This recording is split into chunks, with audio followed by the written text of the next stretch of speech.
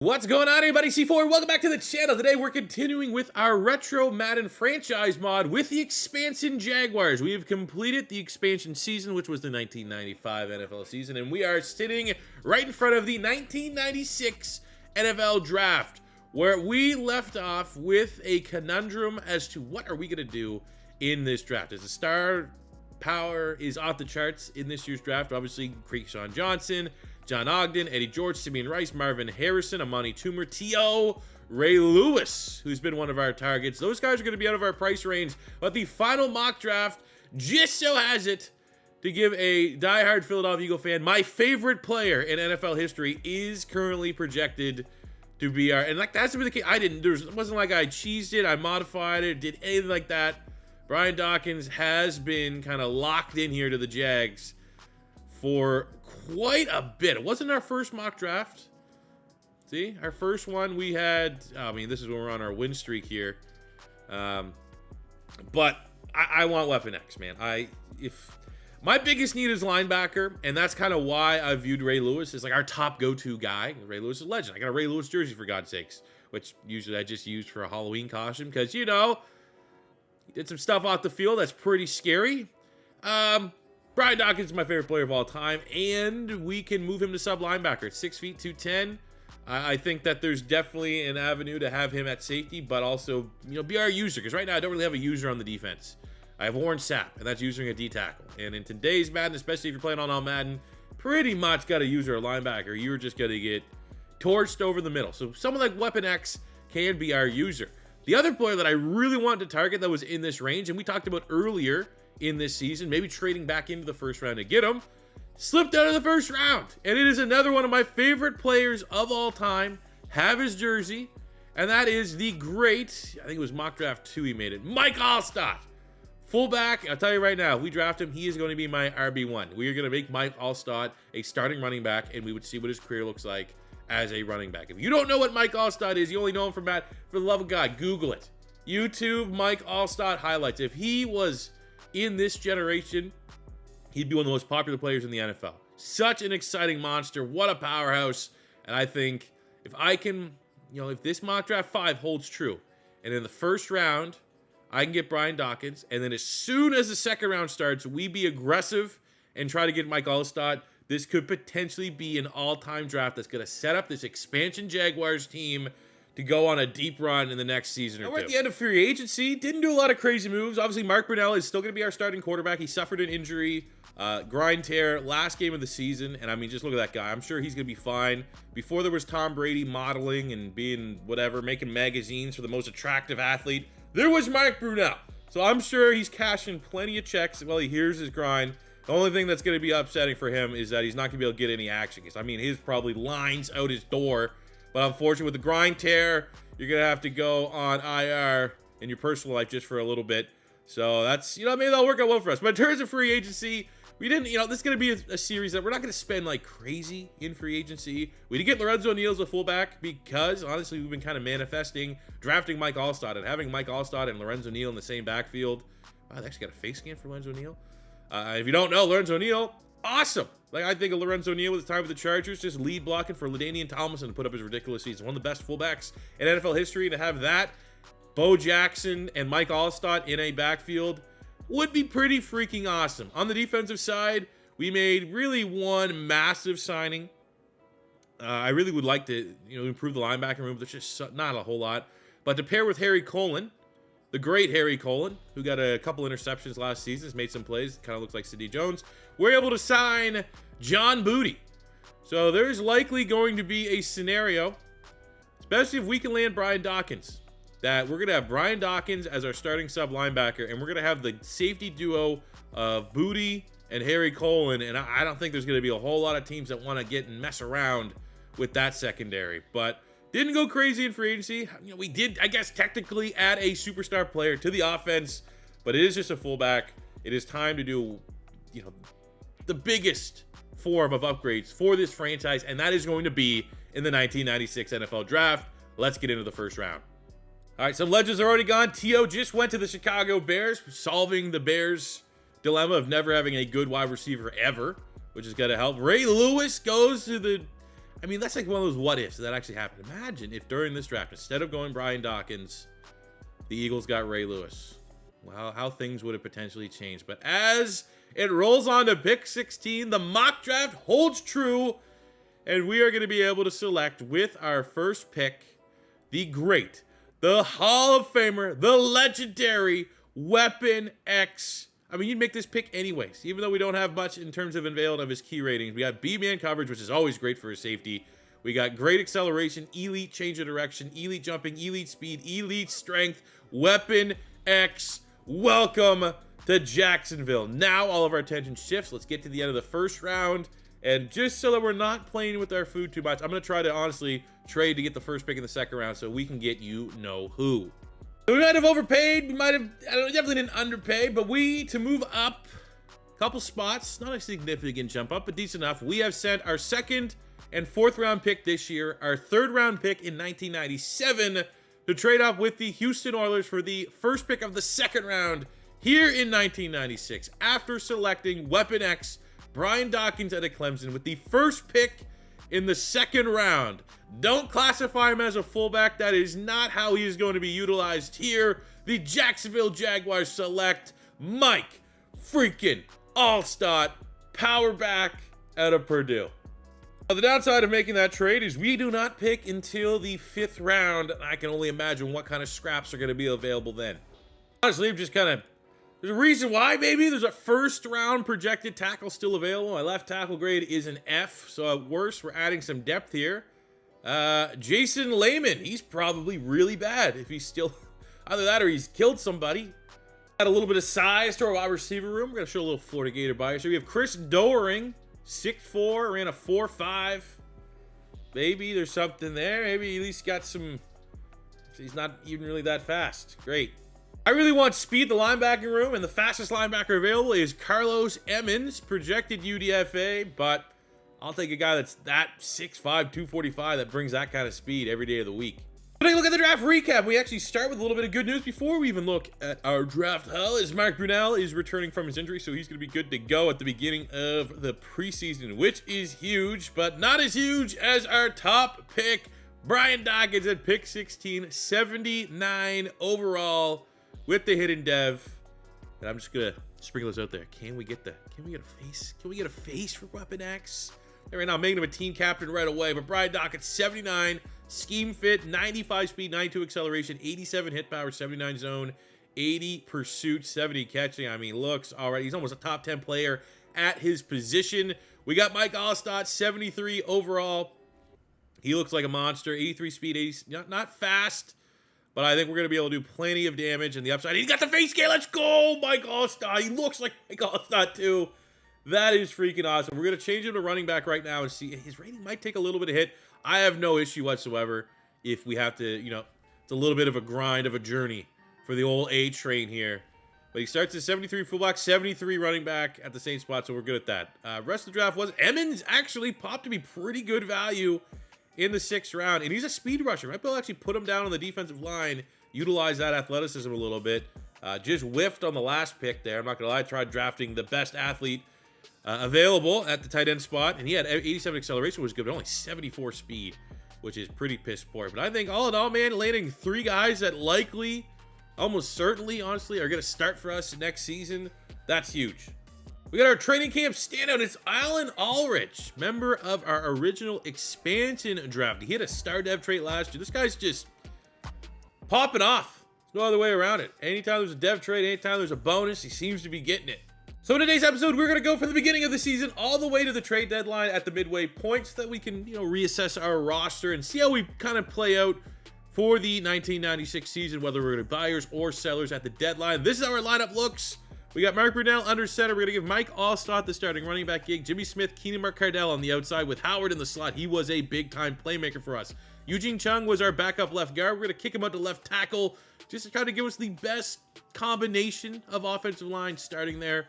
Mitchell from a rookie season got a dev trait, got a lot of looks in the sim. We're interested to see if that continues. On the defense, Evans, I'm going to give him the start just because he has a little bit more upside, a little bit more speed coming off the edge, but really this whole front 7 is the Warren Sapp show, and I guess Aldridge seems to be dominating. We have Dawkins and Colin are going to be our starting safeties. Corner is still Definitely not a strength of this team. We're going to need everyone else to kind of compensate a little bit.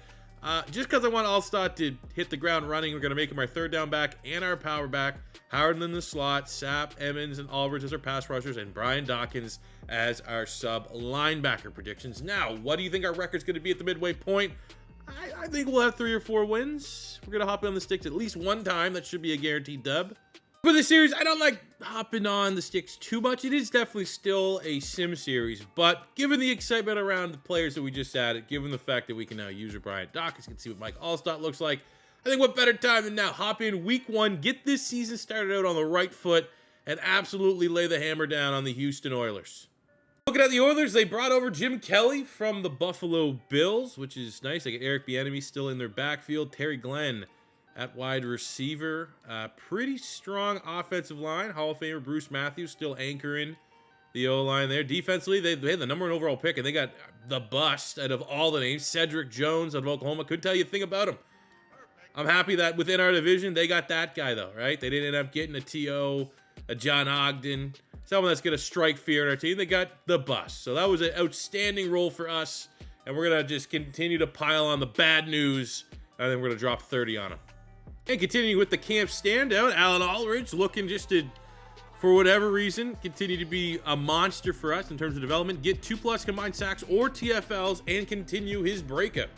With 11 points currently in the staff, I'm going to spend here and invest for the old Mike Alstott development and get 20% XP gains for our halfbacks and fullbacks. All right, there's how you start out. I'm not the biggest fan of the jersey comparisons here, kind of similar. But maybe that's going to work out well because their O-line did not want to block Warren Sapp. And we start out the 1996 season first play with an easy Warren Sapp sack on Jim Kelly. Brian Dawkins blitz. Mind if I do?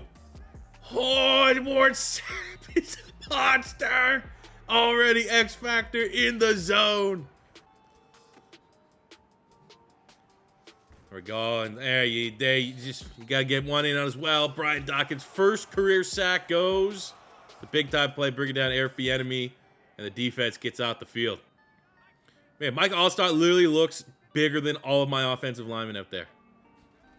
Let's go A-Train. A-Train! Let's go. Get off the tracks. First play, you try to tackle him. He's hurt. Now, you got to remember, man, he's like a 60. He did not get a favorable role.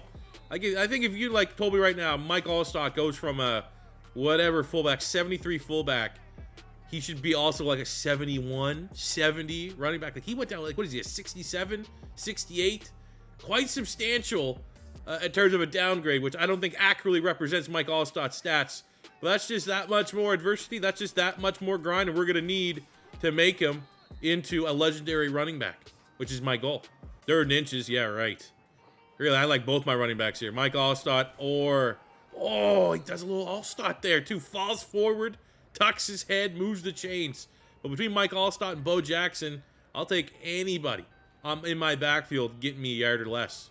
3rd and 4, we got to throw it here. Mark Brunell, first game back from a torn groin. Hope he's not afraid to go run. We might need that. I'd like to obviously just be able to connect through the air. And it is a big-time sack. Houston Oilers, we're going to settle for a field goal attempt. 56 yards. Our kicker, 99 kick power. And that's a perfect kick. It's not what we wanted, but we'll take points on our opening drive. Give me that. No, we got Moss. No. Oh, and they just, you know what? That was a good drive. Ridiculous catch to set up that touchdown by Eric Bieniemy. Take off. Take off here. 2nd and 14. This has been a favorite play of mine to get to Desmond Howard, the electrifying slot wide receiver return man. Just finds a way to get open on that, and he does again. Nice gainer, moves the chains into Oiler territory. We go A-Train. That's how you got to tackle him, man. You got to take him out the knees. It's pretty much a penalty there. Maybe we got to throw this one. Get the tight end. Hey, we'll go to Mitchell. Pete Mitchell. Tutty. Clock is running down. Oilers have just been nickel and diming their way down to try to get a field goal. Oh, that needs to be a pick six. And we all do a field goal attempt at the end of the first half. And even though it says it's good, it didn't count. Sick. Of course, they get... It's one of those ones like we drop the easy pick six. They make the you know, cheesy, man. Cheesy. There we go. Desmond Howard. Ridiculous. There we go with that run. Look at that fall forward. 111 yards and counting. His debut NFL game. PI. Hey, we'll take that. They hooked us. Fish hook. A untouched. And there is... What's it? Did they give him a sick-ass signature? Oh, yeah. Mike Alstott does that for sure. 3rd and 10. Need to get off the field. Keep the momentum with the Jags. Going to the 4th. Look at that. Getting home. Ward Sapp the hat trick on Jim Kelly. Force the punt. Brunel and Pat Phoenix love it. Alstott out there looking for some daps. No! I mean, not to throw Mike Alstott under the bus, but he's used to being a fullback. He's not used to toting the rock 25 times a game, let alone like in his debut in the NFL. Maybe that's my fault. I didn't put him in the best position. 3rd and 4, blitz. Brian Dunn, we're going to run right behind Warren Sapp. He's going to open a gap up for us. Shoot the gap, TFL. Weapon X. And with that, able to hold to a field goal off of the fumble attempt. Let's go win the game now. Risky throw, and what a grab! Jimmy Smith, I thought that was picked. Can't stop them, man. They're using their timeouts now. They're terrified. We control this now. Control the clock, kick the field goal, win. Maybe punch in and get a touchdown, establish dominance. Hey, Trade! Come on, keep fighting. We are here to establish dominance. We weren't settling for a field goal. We cap it off with the A-Train touchdown. 2nd of the day. Makes up for the fumble. I might need to change playbooks though, man. We're not getting a lot of Lorenzo Neal running out the eye. And while we got this head coaching job from our air raid with the Dolphins, man, a good coach adapts to the players he has. And we might have to look into doing that here. And with that, we start the season 1-0 with a 24-17 victory over the Houston Oilers. In a matchup that had some ups and downs, Mark Brunel didn't really prioritize throwing the football much. I do think some of that was down to like how close the jerseys were. I'm an old man now. My eyes don't work as good as they used to.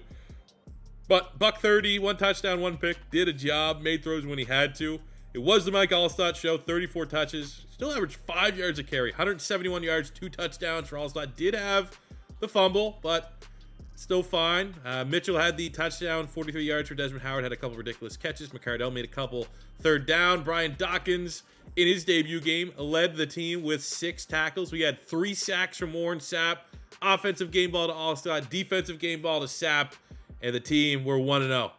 Before we carry on to close out to the midway point of year number 4, let's take a look at the draft class. The 1997 draft class had a lot of talent as well. Maybe not as stacked as the previous one, but got Orlando Pace, projected to go 1st overall. That is an all-world tackle. Trevor Price was a really, really nice D tackle. Peter Ballware, college legend, was really good for the Baltimore Ravens. We got Walter Jones, who is another iconic offensive tackle, most notably with the Seattle Seahawks. James Ferry was solid with the Steelers.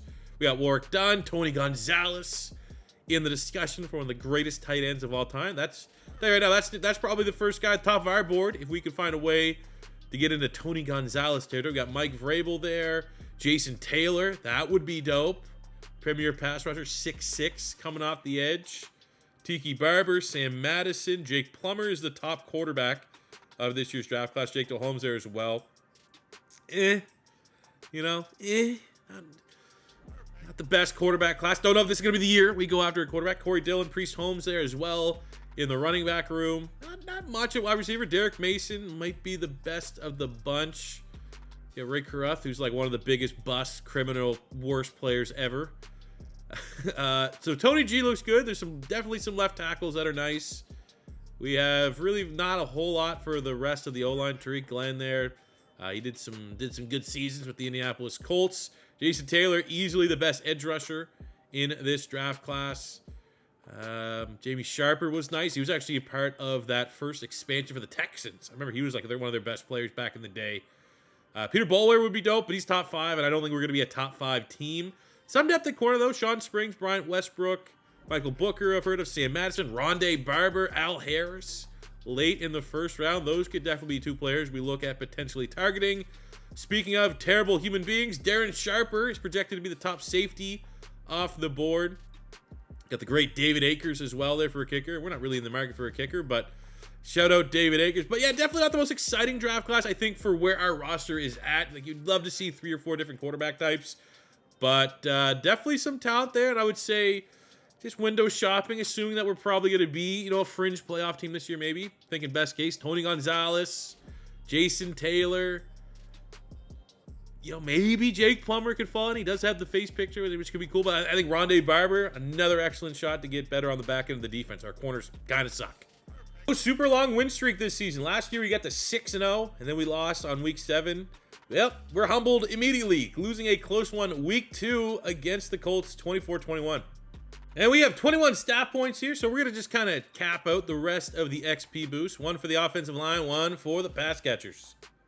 We're able to get back into the win column week 5 over the Texans, who are one of the worst teams. That is kind of, I don't want to say expected, but we kind of need that win. We also need a win this week against Carolina. But we have some breakouts. First up is a breakout for Mark Brunell, our normal dev quarterback.